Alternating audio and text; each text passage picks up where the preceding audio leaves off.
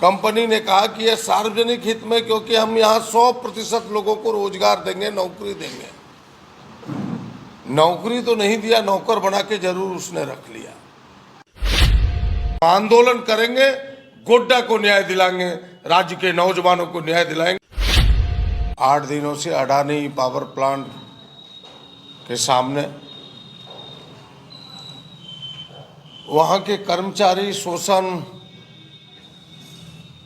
के खिलाफ, कंपनी के 2 रंगी नीति के खिलाफ 8 दिनों से भूख हड़ताल पर थे और अपनी जायज मांगों को लेकर के वो हड़ताल पर थे। कल सरकार के उद्योग मंत्री जी ने उन्हें आश्वासन देकर के उनके हड़ताल को समाप्त कराया। मैं बधाई देता हूं सरकार के मंत्री को कि देर आए दुरुस्त आए, लेकिन मैं बधाई देना चाहता हूं उन रैयतों को और उन कर्मचारियों को जिन्होंने गोड्डा के हक और अधिकार की लड़ाई की जंग की शुरुआत की है, जिस चिंगारी को उन्होंने जलाया है। पहले ये लड़ाई पर्दे के पीछे था, लोग चर्चाएं किया करते थे कि अडानी पावर प्लांट शोषण कर रही है वहां के कर्मचारियों का। जो अपने बाहर के लोगों को उन्होंने बिठाया है, उन्हें 2 लाख, 2.5 लाख, 1.5 लाख तनख्वाह देते हैं। जो स्थानीय कुछ लोग रैयत और कर्मचारी काम कर रहे हैं, उन्हें 10,000, 15,000, 20,000 भी कोई छू नहीं पाता। 12-12 घंटा इनका श्रम लिया जाता है और उन्हें 8 घंटे में उतना दिया जाता है। एक पर्दे के पीछे चर्चा थी, जो आज पूरे देश और दुनिया के लोगों ने देखा कि किस प्रकार वहाँ शोषण होता है। इस चिंगारी को उन्होंने जलाया है, जिस लड़ाई को उन्होंने शुरुआत की है। कांग्रेस पार्टी उस लड़ाई में उनके साथ थी और कांग्रेस पार्टी यही नहीं, पूरे देश में इस लड़ाई को लड़ रही है, पूरे राज्य में लड़ रही है। हम सब पहले से इस लड़ाई को लड़ रहे हैं। यह लड़ाई का अंत नहीं है, थोड़े समय के लिए कोमा हो सकता है, यह पूर्ण विराम नहीं है। हम आगे भी इस लड़ाई को लड़ेंगे। आज से 5 दिन पहले इन्हीं के मांगों को लेकर के कंपनी के शोषण के तमाम क्रियाकलापों को लेकर के मैं मुख्यमंत्री से मिला था। मुख्यमंत्री जी ने भी आश्वस्त किया था कि जल्द ही हम समाधान के रास्ते निकालेंगे। मुख्यमंत्री के कार्यालय से उपायुक्त को निर्देशित भी हुआ था। उपायुक्त ने बातचीत की, उन भूख हड़ताल पर बैठे हुए तमाम कर्मचारियों से समाधान के रास्ते नहीं निकले, लेकिन अभी सरकार ने पहल की है। मैं विश्वास कर सकता हूं, हम सब भरोसा करते हैं उसके समाधान के रास्ते निकलेंगे। लेकिन मैं जो बात कह रहा था कि हम कांग्रेस के लोग पूरे देश में इस लड़ाई को लड़ रहे हैं, पूरे राज्य में लड़ रहे हैं।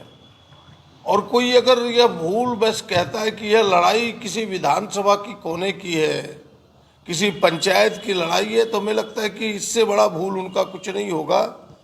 यह वाक्य मूर्खतापूर्ण होगा। यह लड़ाई गोड्डा के नौजवानों का हक और अधिकार का है।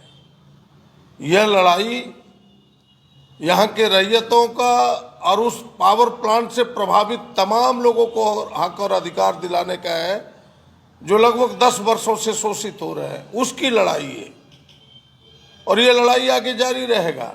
आपके ध्यान में होगा पहले भी कि जब पावर प्लांट बिठाने के लिए आई थी तो उन्होंने किन किन शर्तों का वादा किया था।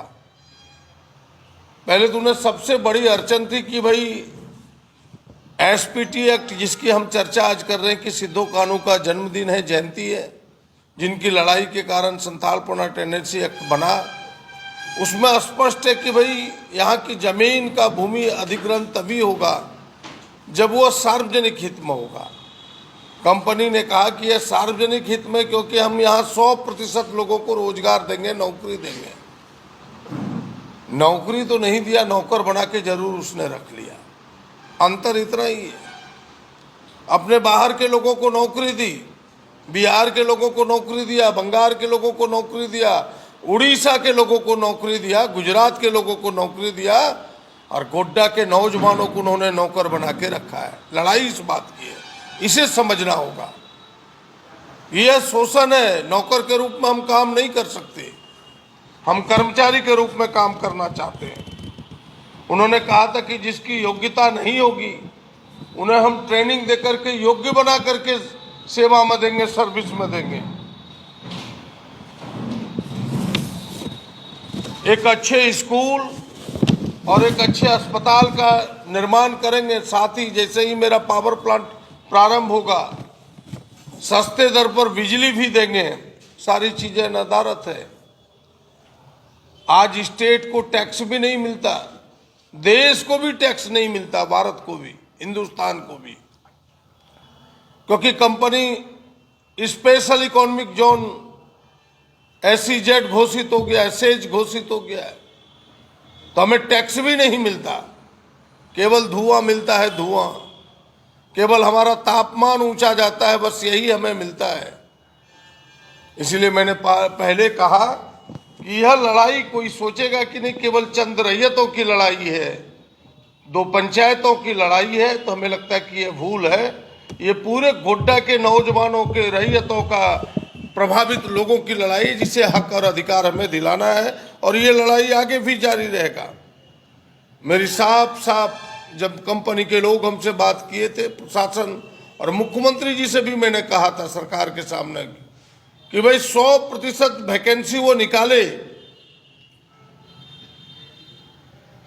और पहली प्रायोरिटी रैयतों को दे, दूसरी प्रायोरिटी वह 15 किलोमीटर के डायरेक्ट प्रभावित लोगों को दे, फिर जिले को दे, बचे तब बाहर के लोगों को दे, और बिल्कुल किसी के अनुशंसा पर नहीं। नियम कानून कायदे को सामने रख करके आरक्षण की नीतियों का पालन करते हुए, तमाम सामाजिक समीकरणों को ध्यान में रखते हुए लोगों की भर्ती करे, तभी गोड्डा को न्याय मिलेगा।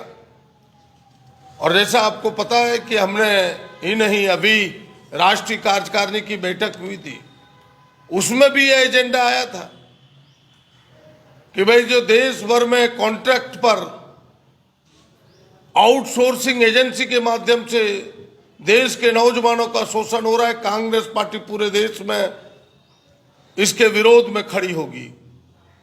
इस राज्य में भी हम सब इस राज्य के सिपाही हैं कांग्रेस के। इस राज्य के साथ गोड्डा में भी इस कॉन्ट्रैक्ट और ये आउटसोर्सिंग शोषण के खिलाफ आगे भी हम लड़ाई लड़ेंगे। यहां अपनी सरकार है, मुझे भरोसा है कि हमारी बातों को गौर करके इसके सही रास्ते निकालने का प्रयास करेंगे, वरना कांग्रेस के पास कोई दूसरा विकल्प नहीं होगा। हम आंदोलन करेंगे, गोड्डा को न्याय दिलाएंगे, राज्य के नौजवानों को न्याय दिलाएंगे।